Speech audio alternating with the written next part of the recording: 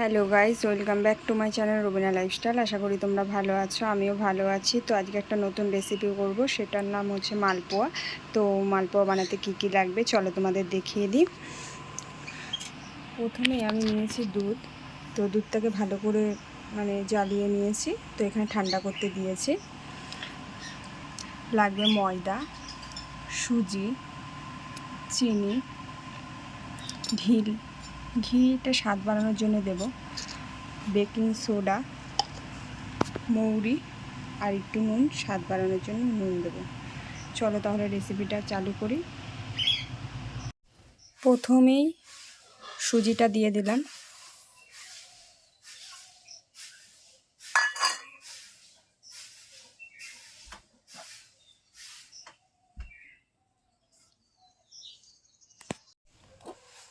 ময়দাটা দিয়ে দিলাম,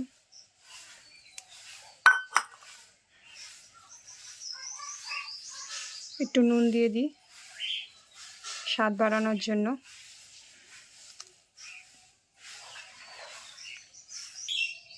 এক চিমটির মতো বেকিং সোডা দিয়ে দিলাম, 1 চামচ ঘি, সামান্য মৌরি দিয়ে দেব। এগুলোকে ভালো করে মাখিয়ে নিতে হবে একসাথে। সবগুলো একসাথে ভালো করে মাখিয়ে নেব। সব কিছু মাখিয়ে নিয়েছি ভালো করে। এবার অল্প একটু দুধ দেব।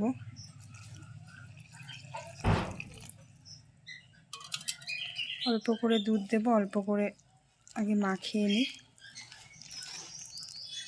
আরেকটা জিনিস ভুল হয়ে গেছিলো, সেটা হচ্ছে চিনি দিইনি আমি। যাই হোক, চিনিটাও দিয়ে দিলাম। একটা পিঁপড়ে আছে।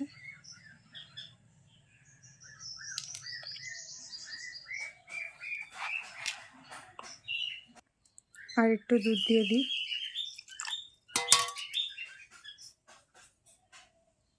ভালো করে ফেটিয়ে নিতে হবে।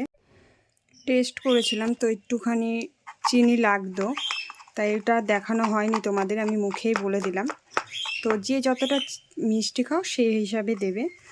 আর দেখো, ব্যাটারটা খুব পাতলাও করিনি, খুব ঘন করিনি। আবার 1 ঘন্টা রেখে দেবো ঢেকে, তারপরে ভাজবো আমি, তখন তোমাদের ভাজাটাও দেখাবো।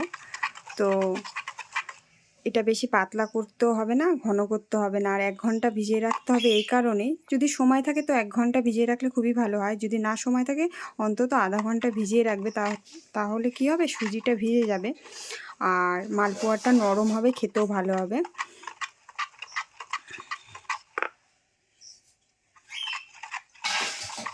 খেতেও ভালো হবে, সেজন্যই বলছি। আর কারা কারা মালপোয়া খেতে পছন্দ করো, ভালোবাসো, আমাকে প্লিজ কমেন্ট করে জানিও।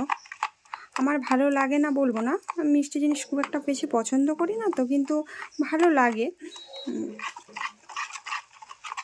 আমার একটু আবার ঝালটা বেশি ভালো লাগে। তো কাদের কাদের ভালো লাগে আমাকে একটু কমেন্ট করো। আর রেসিপিটা সত্যি ভালো লাগলে ট্রাই করো।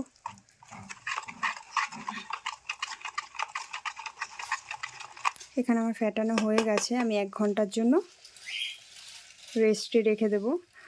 সুজিটা ভিজুক, তারপরে যখন বানাবো তখন তোমাদের সাথে আবার দেখাবো। 1 ঘন্টা হয়ে গেছে। এই যে ব্যাটারটা দেখতে পাচ্ছ, খুব পাতলাও করিনি, খুব গাঢ়ও করিনি। 1 ঘন্টা পরে ঠিক এরকম হয়েছে। এখানে কড়াই বসিয়ে দিয়েছি, তো কড়াইটা গরম হোক, তারপরে তেল দিয়ে দেবো। কড়াইটা গরম হয়ে গেছে, এবার তেলটা দিয়ে দিই। তেলটা দিয়ে দিলাম, তেলটা গরম হোক। এখানে তেলটা গরম হয়েছে নাকি দেখবো, দেখি একটু ট্রাই করে। তো হালকা গরম হয়েছে, বেশি গরম হয়নি, দেখতেই পাচ্ছ তোমরা। হালকা গরম হয়েছে, এখনই দেব।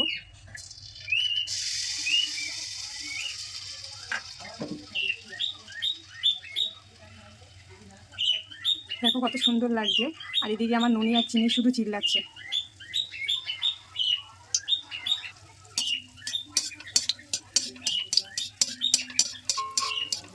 দেখো কি সুন্দর ফুলছে, বুঝতেই পারছো তোমরা।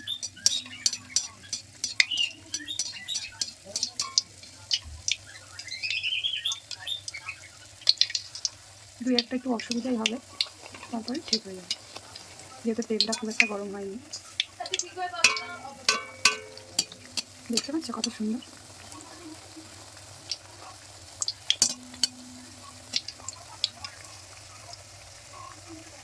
পাক দিয়ে আরেকটা দিয়ে দিই।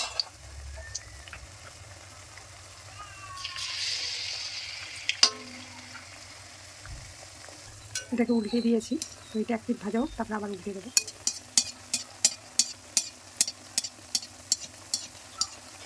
এইভাবে সব কটা ভেজে নিই, তারপরে আমি আবার দেখাবো তোমাদের। এটা খুব সুন্দর ফুলছে।